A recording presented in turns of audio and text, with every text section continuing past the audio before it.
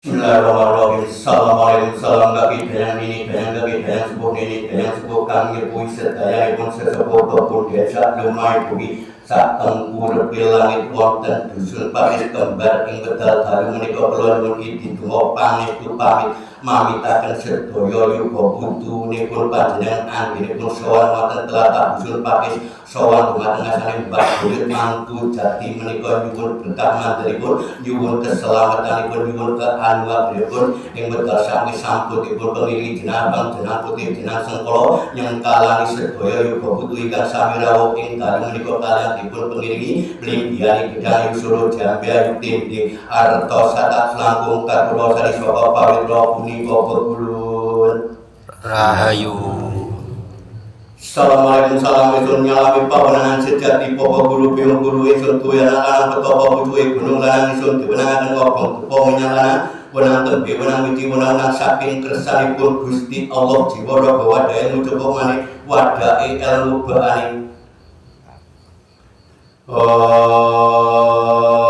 pegulun sukma jatiaranian dengan jatiarani wawalnya teriter jatiarani urupnya teriter putih arani kukusnya mian arani rogu bangsi siro dangono dini sang yang foto batur wonten dusun pakis kembar niki sak sampuni ndika madangi ndika leling yang ing kloso gembelaran sami ndika jenengi kula dugiaken estunipun bapa biyung yuga putu ingkang sami jumeneng wonten masanipun Mbah Buyut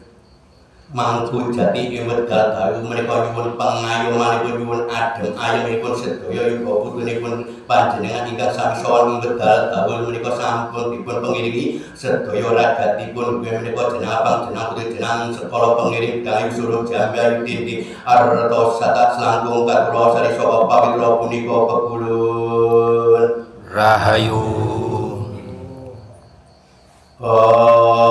pegulun sewa gendho ratune menyang dengan jatiarani wawan menyang telitir jatiarani rupi mentir putih arani kukusnya menyang arani rogu ban fokus ngurus ketampanan maring beda dari 144 anggenipun bapa biyung yuga putu ingkang sami rawuh ing wedal dalu menika sowan dumateng asalipun Mbah Buyut mangku jati ing wedal menika nyuwun keselamatan nyuwun anugrahipun nyuwun berkah mandaripun rejeki wonten yuga putu ingkang sami rawuh sami sowan ing dalu menika dipun pengiringi blinggiyani gedang yusura jambya yutindi arta satak selangkung katulo sari saka pawitra punika pegulun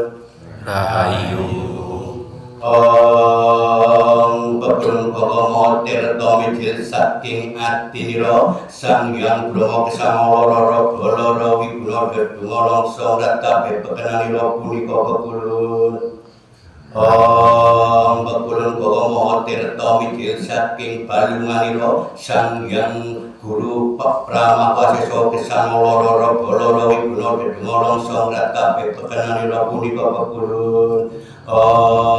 pegulun Bangga tirta mijil saking balungani papanira gesang loro balara wiguna dedunga langsa kabeh pekenanira pegulun punika pegulun pegulun karasa bata namo namah Siwaya sirwaya gunung pasir panjang manik moyo sang hyang duwata tunggal injih punapa kesektiyanira ketempi ngalang wulu punang bau sekasi dem putra kelawan putri panglelang loro wiguna dedunga langsa dharma unting maha tirta mijil punika pegulun Rahayu. pegulun asep madu sinarane kukus mulus tak dina gini ingal sapura dini sang kala jani sang hyang asmara juga yang asmari juga yang diwati tetawi kadipatan wonten dusun pakis kembar niki sami merbok wangi-wangi punika pegulun Rahayu. pegulun dupa-dupane ngulun matpa sirat sirna lan sarwa kukus ngulus tetep gena ing atara sakara dini kurang pepeit dandanan kabeh imbuhan sami merbok wangi-wangi punika pegulun Rahayu.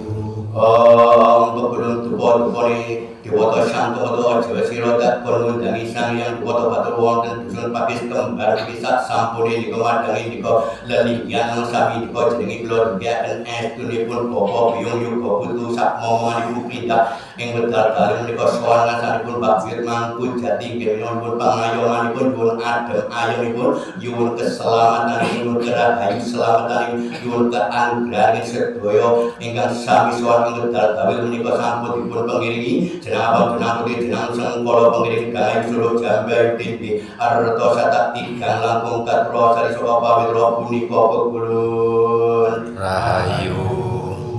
Om pegulun idem marani wengi awet dina marani rino kelawan ngitan ana Bapa Biyung Julah jarimu ingsun manik mengkuran manik pasesa punika pegulun Rahayu. Om pegulun Sunwara pangkoni kita kaki sanggar sejati cipta wening sampetkan sejati ati kang wening tunggalan sepipat beban sedap ning kuping rai dipun lampaikan sejati bayu sukma sejati sang yang maha suci saha sejati karana dodo tuhu tau ngerti padukuan agung wong kenapa brahma wong suwa sambo sira duka kuse betara iswara urupe betara brahma pratike betara rudra wawani betara maha dewarani betara wisnu awuni betara samsari niku betara guru sang yang geni sukma adi tampa detampa gugus ngerti timo geni punika pegulun pegulun tuwa-tuwa ning hormat posida sinalang sira anggota kusuma gugus mulus tetep teman dianitan sakala baca pewe duwa tampa torok setlan jatmika amarga arung gandari punika pegulun Rahayu. Pegulun Bapa angkasa Ibu Pertiwi Sanghyang Simbarana minangka sarini ulun terma jadingan santi katura sari saka pawitra jemenenga sari titi manten kula dugiaken estunipun dugiaken kajatipun Bapa Biyung Yuga Putu ingkang samira ing wedal dalem menika sowan dumasanipun Mbak Mangku Jati ingkang wonten tlatah dusun Pakis kembar menika sampun dipun pengiringi sukul tabulinga bulan sedaya kajatipun Bapa Biyung Yuga Putu ingkang sami kelenggan ing dalu menika nyuwun pangayomanipun nyuwun adem ayunipun nyuwun berkah mandelipun rezeki dipun pengiringi pringgiyane yang suruh jambe utin arta satas langkung katura sari saka pawitra punika pegulun Rahayu. Pegulun kula ngaturi semeja ngrebono Bapa angkasa Ibu Pertiwi ngrebono bumi Pertiwi ngrebono Mbak Wali Mangku Jati ingkang sowan ingkang jumeneng wonten tlatah Pakis kembar mriki ngrebono Bapa Guru Biyung Guru lan wadon kang sejati ngrebono dandan kabeh ilo-ilo padang ambyak mulih maring padang punika pegulun Rahayu. Mandra pegulun nyuwang Bapa angkasa Ibu Pertiwi ingsun anak-anak wujud ingsun Bapa awan lan sindu jati suci wujud ingsun Biyung Betari Sri Bumi wujud ingsun sumurupe betara geni betara ing betara banyu ingsun maha suci bulari urip kang sejati mandra mandi